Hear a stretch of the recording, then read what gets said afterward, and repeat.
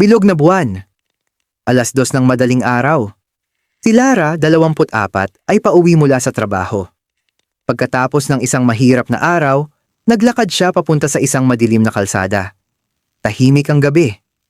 Wala ni isang tao.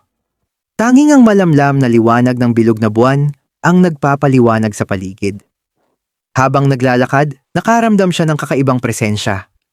Parang may sumusunod sa kanya. Siguro pagod lang ako, sabi niya sa sarili. Ngunit habang patuloy siya sa paglalakad, naramdaman niyang mas lalo pang lumapit ang mga yabag sa likod niya. Lumingon siya. Wala naman. Tanging ang anino ng mga puno ang nakita niyang gumagalaw.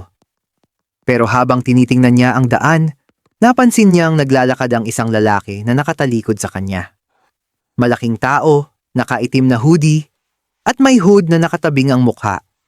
Kakaibang takot ang naramdaman niya, pero pinilit niyang huwag magpanik. Lumakas ang kanyang hakbang at tinanong ang sarili. Siguro may pupuntahan lang siya.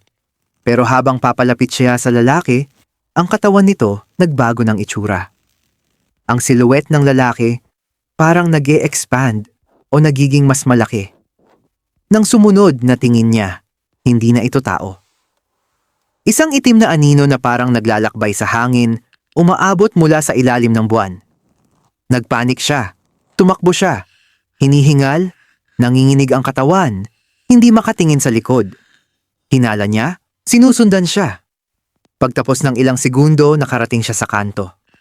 Pumalingon siya at naisip, wala na siguro. Ngunit, narinig niya ang mga yabag. Hawak ang kanyang bag, dumaan siya sa kanto at napansin ang isang maliit na daan. Nakita niyang may isang lalaking nakaitim na hoodie na nakatayo sa tapat ng pinto, walang mukha.